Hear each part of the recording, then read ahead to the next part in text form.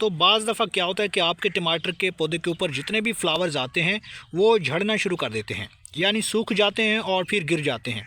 साथ में पौधों के पत्ते मुड़ना शुरू कर देते हैं अंदर की तरफ या फिर बाहर की तरफ। तो इसके पीछे दो वजूहत होती हैं, एक तो कैल्शियम की कमी और दूसरी वजह ये हो सकती है कि पौधों के पत्तों के ऊपर किसी वायरस का अटैक हो गया है, जैसे लीफ माइनर।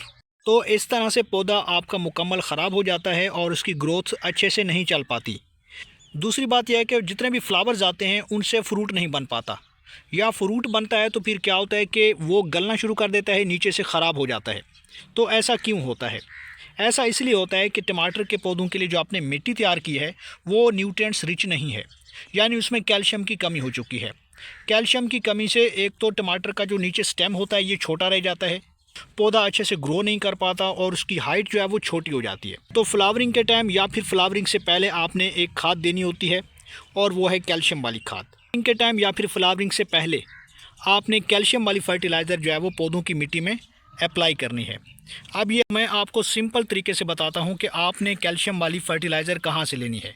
तो उसके लिए आपने यूज़ करना है एक अदद चाक। ये चाक जो तख्ता स्याह पे लिखने के लिए इस्तेमाल किया जाता है, इसका आपने इस्तेमाल करना है, जो कि तकरीबन 2-2.5 रुपए का मिल जाता है और बहुत ही सस्ता है। तो आपने करना ये है, उसके लिए आपने चाक को ग्राइंड कर लेना है, पीस लेना है और इस तरीके से आपने फ़ाइन पाउडर बना लेना है। चूँकि चाक जो है वो कैल्शियम कार्बोनेट का बना होता है, तो इसके अंदर कैल्शियम वाफर मिकदार में मौजूद होता है।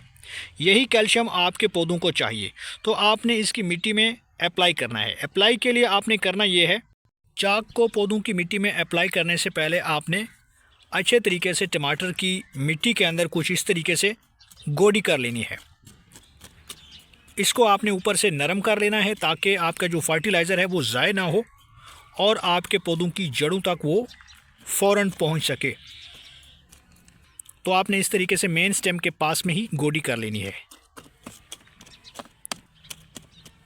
तो यहाँ पे मैंने गोडी कर ली है। अब गोडी करने के बाद आपने करना ये है, गोडी करने के बाद आपने ये कैल्शियम वाला फर्टिलाइज़र 1 चम्मच के बराबर पौधे के मेन स्टेम के पास में कुछ इस तरीके से आपने स्प्रिंकल कर देना है।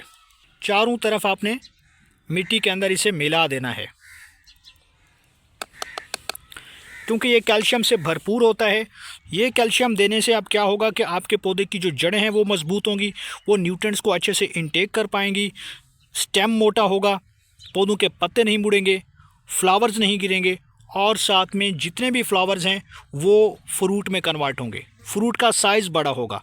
तो ये फर्टिलाइज़र आप घर पे तैयार करके इस तरीके से इस्तेमाल कर सकते हैं, जो कि बहुत ही सस्ता है बग़ैर किसी ख़र्चे के।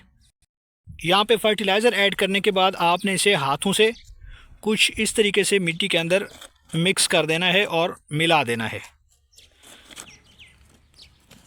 तो यहाँ पे मिलाने के बाद अब आपने इसे पानी नहीं देना, क्योंकि मिट्टी के अंदर ऑलरेडी काफ़ी ज़्यादा मॉइस्चर मौजूद है। तो ज़्यादा मॉइस्चर आपने नहीं रखना या पानी ज़्यादा नहीं देना, क्योंकि ज़्यादा पानी देने से फूल जो है वो सारे गिर जाएंगे और आपके इस फर्टिलाइज़र का कोई फ़ायदा नहीं होगा।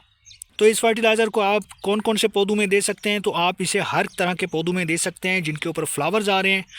इस फर्टिलाइज़र को आप सभी पौधों में दे सकते हैं जिनके ऊपर फ्लावर्स नहीं आ रहे, या फ्लावर्स आते हैं तो वो ड्रॉप हो जाते हैं या फिर फ्रूट नहीं बनता। तो ये फर्टिलाइज़र बहुत ही कमाल का फर्टिलाइज़र है, बहुत ही सस्ता है और बहुत ही आसानी से मिलने वाला है। तो मैं उम्मीद करता हूँ कि आपको ये वीडियो पसंद आई होगी। वीडियो पसंद है तो वीडियो को लाइक कर दें और चैनल को सब्सक्राइब कर दें।